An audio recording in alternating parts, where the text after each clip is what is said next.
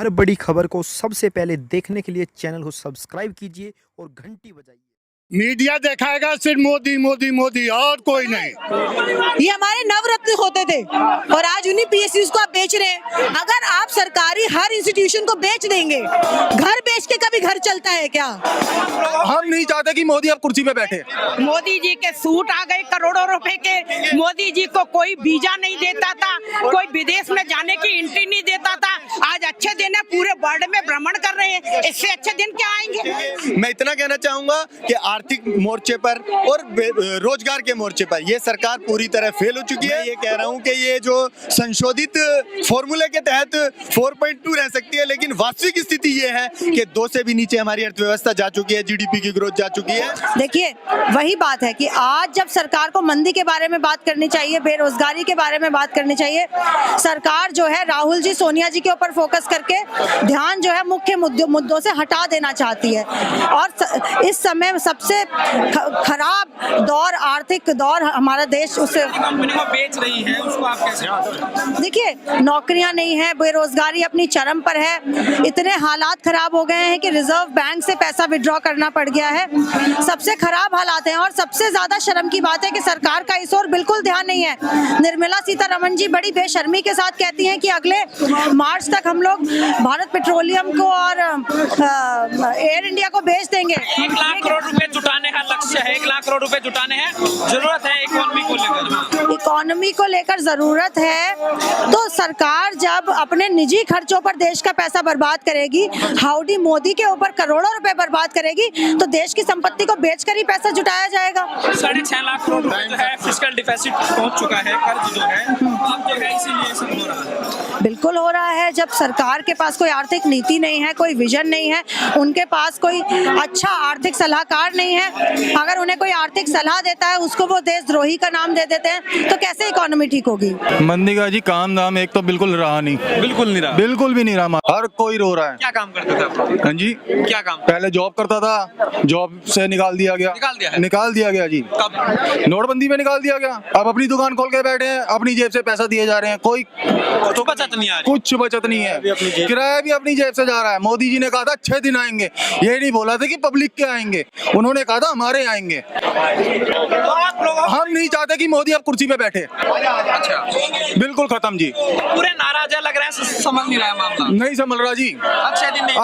आप मुझे ये बताइए, एसपी जी इन्होंने वहाँ से कांग्रेस वहाँ से हटाई, सोनिया गांधी जी के, राहुल गांधी जी के वहाँ से हटाई, अपनी हटा के देखें। क्यों नहीं हटाते अपनी? जब से ये 8 साल के अंदर इतनी इकोनॉमी घेर दी इन्होंने, हम नहीं चाहते कि अब ये दोबारा से सीट पे आए। बिल्कुल नहीं संभाल पा रहे जी। यहाँ तक कि बाहर की विदेश कंपनियों ने भी बोल दिया, बाहर के देशों ने भी बोल दिया कि भारत की इकोनॉमी इतनी कोई इन्वेस्ट करने के लिए तैयार नहीं, सबने अपने हाथ पीछे कर लिए। कहाँ से आप करोगे? सर, सारी मीडिया आपको भी पता है कुछ नहीं दिखाती। आजकल सिर्फ मीडिया पे सिर्फ मोदी जी मोदी जी मोदी जी और कुछ नहीं है। मीडिया का मोदी जी जी सर। हाँ, और कोई नहीं है। क्या? इस देश में एक ही को मोदी है और कोई नहीं है। अच्छा, मीडिया दिखाएगा सिर्फ मोदी मोदी मोदी और कोई नहीं। आ गए मोदी जी के सूट आ गए करोड़ों रुपए के। मोदी जी को कोई वीजा नहीं देता था, कोई विदेश में जाने की एंट्री नहीं देता था। आज अच्छे दिन है, पूरे वर्ल्ड में भ्रमण कर रहे हैं। इससे अच्छे दिन क्या आएंगे? आप जनता का, देश में रहने वाले किसी एक गरीब आदमी का भला बता दे कि कोई अच्छे दिन आए हो। कुछ नहीं है, जनता कुछ नहीं है। पूरी जनता क्या, देश कुछ नहीं है। ये तो ईवीएम का घोटाला है।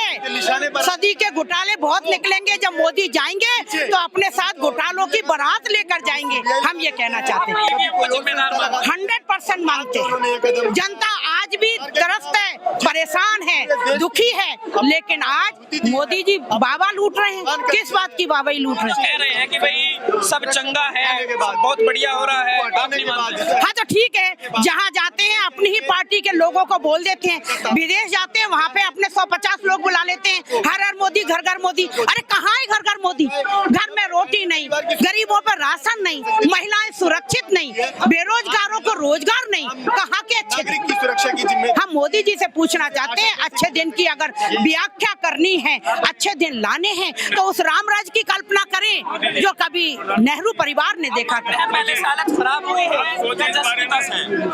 बहुत बद से बदतर हुई है, बद से बदतर। लेकिन हमने ने विकास दिया, कांग्रेस ने एक काम किया, विकास दिया। सरकारी कंपनियों को बेच रही है जो सरकार। प्राइवेटेशन है वो, यही लोग, आपको पता होगा, यही लोग कहते थे एफडीआई आ गई, स्वदेशी और अपने विदेशी की बात करते थे। इन्हीं के बड़े बड़े नेता कोलगेट को छोड़कर दातून करते थे, टीवी पे देखा होगा। आज 90% देश में एफडीआई है। बताइए, हाँ। अगर प्राइवेटाइजेशन जब कांग्रेस के टाइम में हो रहा था तब बीजेपी विरोध कर रही थी, आज उसी को कर रही है, तो आपको तो खुश होना चाहिए, क्योंकि जो काम आप लोग करे उसको आगे बढ़ा रही है बीजेपी। लेकिन हम क्रेडिट भी तो उसी को मिलना चाहिए जिसने देश में काम किया है, जिसने विकास किया है।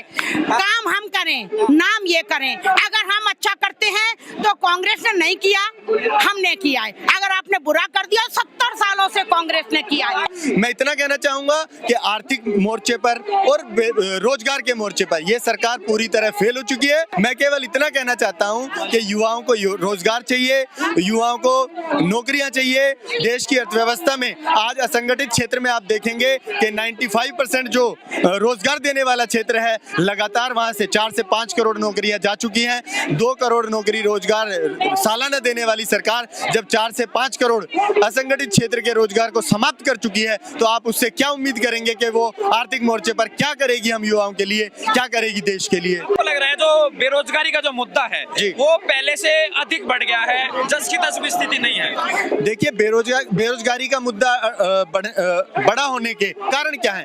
कारण है कि आज 45 साल के सबसे निम्नतम स्तर पर रोजगार पहुंच गया है। मतलब बेरोजगारी 45 साल तक के जितने भी रिकॉर्ड थे सब तोड़ चुकी है। आपकी अर्थव्यवस्था 5 से भी नीचे, जिसको ये सरकार बोलती है कि हम 5 के भाई 4.2 रह सकती है दूसरी तिमाही में। मैं ये कह रहा हूं कि ये जो संशोधित फॉर्मूले के तहत 4.2 रह सकती है, लेकिन वास्तविक स्थिति ये है कि 2 से भी नीचे हमारी अर्थव्यवस्था जा चुकी है, जीडीपी की ग्रोथ जा चुकी है। इसको सही नहीं मान रहे जो आंकड़े आ रहे हैं। मैं तो बिल्कुल सही नहीं मान रहा हूं, क्योंकि ये जो सरकार है, बीजेपी की सरकार, ये आंकड़ों की बाजीगर है। ये कैसे बाजीगर है कि फॉर्मूलाज चेंज कर दिए।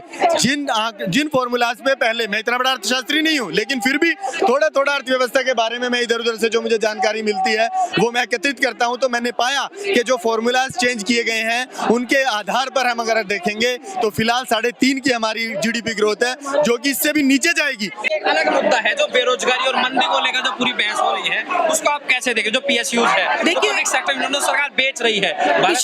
पिछले 6 सालों में अगर किसी ने बेरोजगारी, अगर किसी ने इस डिसइन्वेस्टमेंट के खिलाफ बात करी है तो सिर्फ कांग्रेस पार्टी ने करी है। हमको ये समझना पड़ेगा, 45 साल में इस बार सबसे ज्यादा अनएम्प्लॉयमेंट इस देश में है, 45 साल के आंकड़ों में। तो अगर ये देश के साथ हो रहा है, देश का जो युवा है वो रोजगार के लिए तरस रहा है, महिलाएं सुरक्षा के लिए तरस रही हैं, और किसान जो है उनको मुआवजा नहीं मिल रहा है, तो देश की राजनीति को कैसी दिशा और दशा दिखानी है, ये ऑपोजिशन का काम है।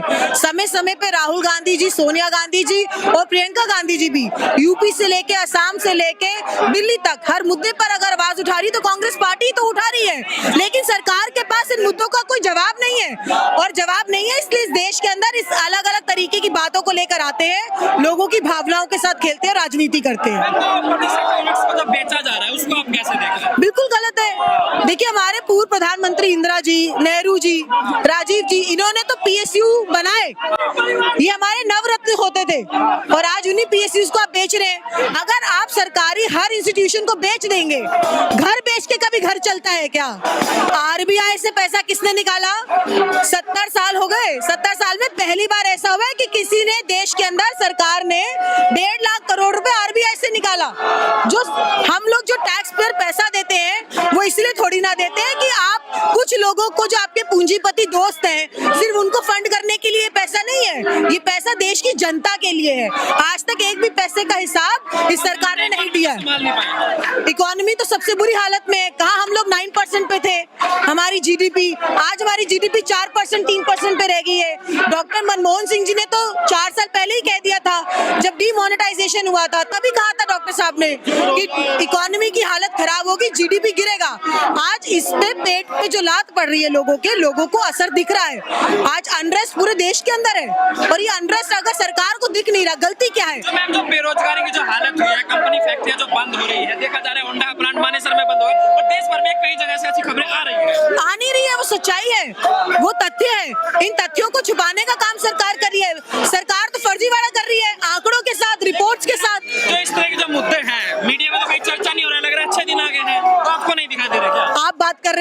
खुशी है। अगर आपकी तरह बाकी नेशनल चैनल्स भी अपनी जिम्मेदारी को समझें और सरकार के तंत्र का हिस्सा ना बने बल्कि पब्लिक की आवाज बने, तो मुझे यकीन है कि आज भी इस देश में डेमोक्रेसी को जिंदा रखा जा सकता है। तो आपको लग रहा है अच्छे दिन ही आएगा? लोग तो कह रहे हैं कि पुराने दिन ला दो। अगर इसको अच्छे दिन कहा जाता है तो कांग्रेस के समय के पुराने दिन ही सबसे अच्छे दिन थे।